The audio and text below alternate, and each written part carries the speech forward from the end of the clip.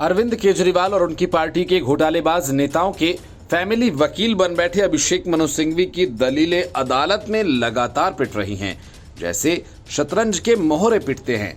लेकिन तब अभिषेक मनु सिंघवी की नजर अपनी फीस पर होती है।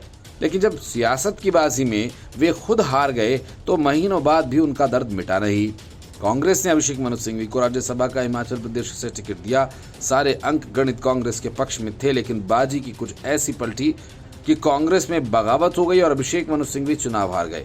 हार का ये दंश अब भी सिंघवी को तकलीफ दे रहा है, जिसे मिटाने के लिए अभिषेक मनु सिंघवी ने हिमाचल प्रदेश उच्च न्यायालय में राज्यसभा चुनाव की प्रक्रिया को चुनौती दे डाली।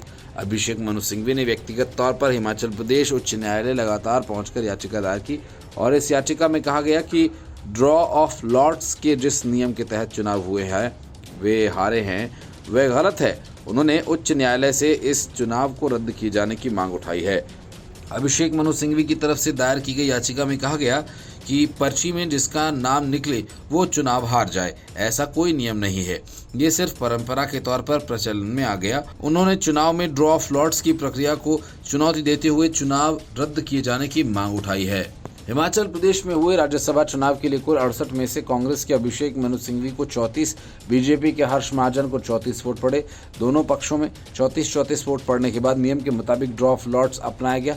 पर्ची में जिसका नाम निकला वो चुनाव हार गया। पर्ची में अभिषेक मनु सिंघवी का नाम निकला था और ऐसे में चुनाव में हर्ष महाजन की जीत हो गई। हिमाचल में राज्यसभा चुनाव के दौरान 6 कांग्रेसी विधायकों ने क्रॉस वोटिंग की थी, जिस वजह से बीजेपी और कांग्रेस दोनों उम्मीदवारों को 34-34 वोट्स मिले थे। जबकि ड्रॉ ऑफ लॉट्स के तहत हुआ टॉस और बीजेपी प्रत्याशी हर्ष महाजन ने बाजी मार ली। वहीं कांग्रेस वोटिंग करने वाले विधायकों पर पार्टी की तरफ से कार्रवाई करते हुए अयोग्य घोषित कर दिया। हिमाचल में राजनीति में इस दौरान काफी उथल पुथल मच गई थी, जिसके बाद बागी विधायकों ने बीजेपी ज्वाइन कर ली। Bureau report, news of India.